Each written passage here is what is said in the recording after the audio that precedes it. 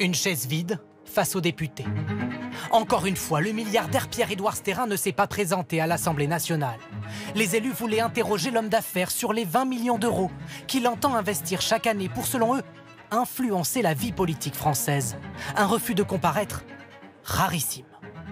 Rien ne justifie que M. Stérin se place au-dessus des lois de la République.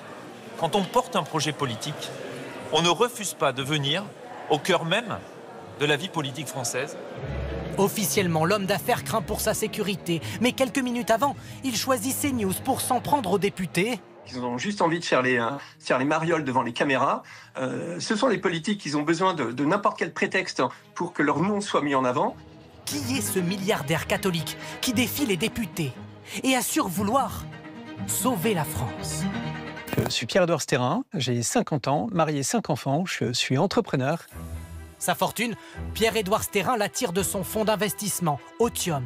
1,4 milliard d'actifs dans les nouvelles technologies, la cosmétique ou la restauration. Mais surtout, d'une petite entreprise qu'il a fondée au début des années 2000, Smartbox et ses fameux coffrets cadeaux. Vous ne savez pas quel est le montant du cadeau que vous avez reçu, vous savez simplement que vous avez reçu une expérience. Cette fortune, le milliardaire veut maintenant la mettre au service de ses idées. Son plan de bataille a un nom, Périclès. Un acronyme signifiant patriote, enraciné, résistant, identitaire, chrétien, libéraux, européens et souverainistes. Ce document interne de 2023, dévoilé par le journal L'Humanité, décrit les objectifs à atteindre. Promouvoir la famille ou la place du christianisme et s'opposer au wokisme, à l'islamisme ou à l'immigration incontrôlée. Pour ça, Périclès prévoit d'investir 150 millions d'euros en 10 ans, pour notamment faire gagner le RN aux prochaines municipales.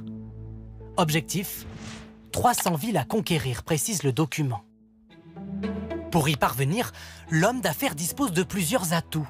L'une de ses cartes maîtresses, Politicae, un centre de formation très politique.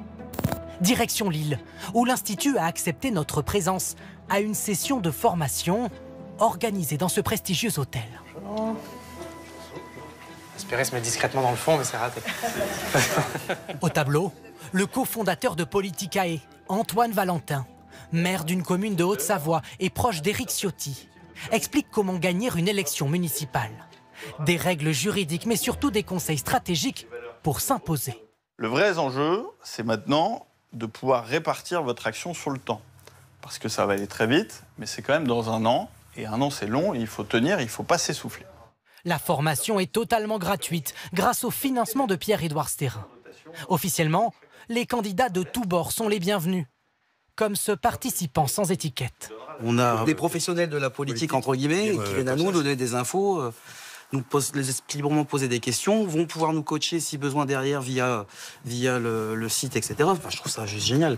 Mais à y regarder de plus près, beaucoup sont en fait engagés à l'extrême droite, comme cette militante RN. J'ai des collègues qui connaissaient Politicae. Je pense qu'ils doivent connaître peut-être une ou deux personnes à l'intérieur ou qui ont déjà suivi les formations. Oui. Et oui, au Rassemblement national, ils m'en ont parlé et voilà. Donc j'ai décidé de le faire. Ce jour-là, nous avons compté au total 7 candidats sans étiquette, 7 Rassemblement national et 3 candidats Reconquête, le parti d'Éric Zemmour. Pourtant, Antoine Valentin nous assure que cette formation ne bénéficie pas qu'à l'extrême droite. Il y a effectivement plus de gens de droite, mais il y a comparativement aussi beaucoup de gens qui n'ont pas d'étiquette.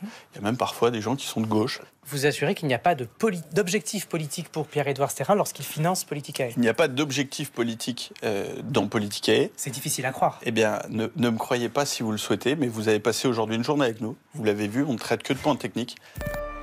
Mais c'est bien sur la droite de l'échiquier politique que Pierre-Édouard Stérin voudrait peser. Pour ça, l'homme d'affaires a un atout. François Durvy, le patron de sa société Otium, également proche conseiller de Marine Le Pen.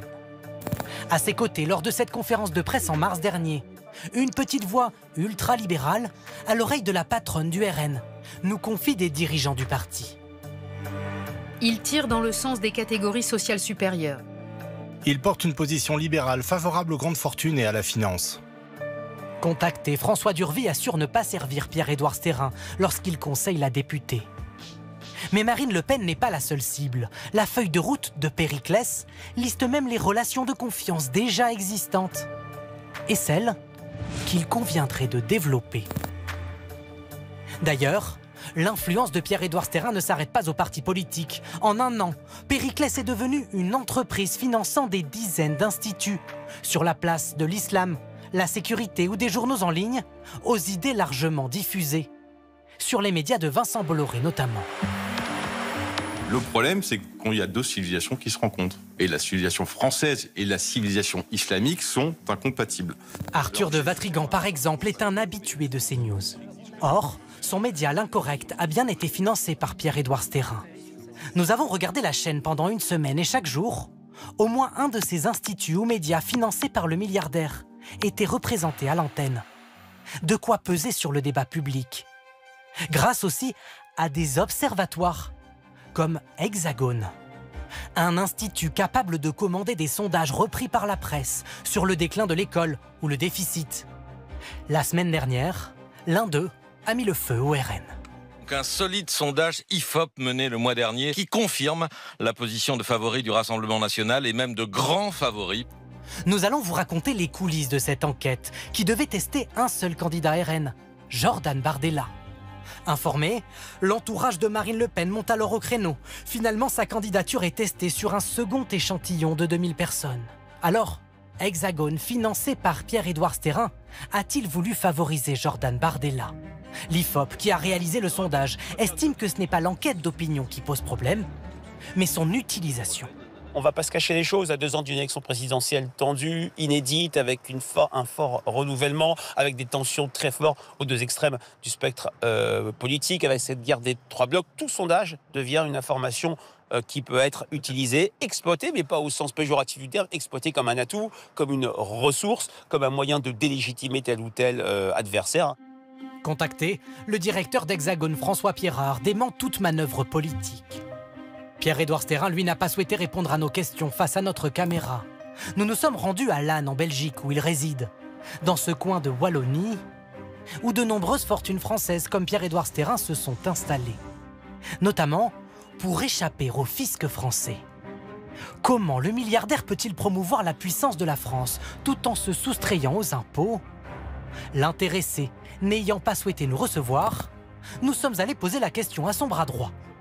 Arnaud Rérol, l'auteur du projet Périclès. Pour lui, le choix du milliardaire n'a rien d'incohérent. Oui, je considère que Pierre-Édouard Stérin est un patriote et quand bien même il habite en Belgique. Qu'on peut être patriote, c'est-à-dire viscéralement attaché à son pays, à son avenir, avoir fait le choix de ne pas résider en France, mais néanmoins de tourner l'intégralité de sa fortune au service de son pays.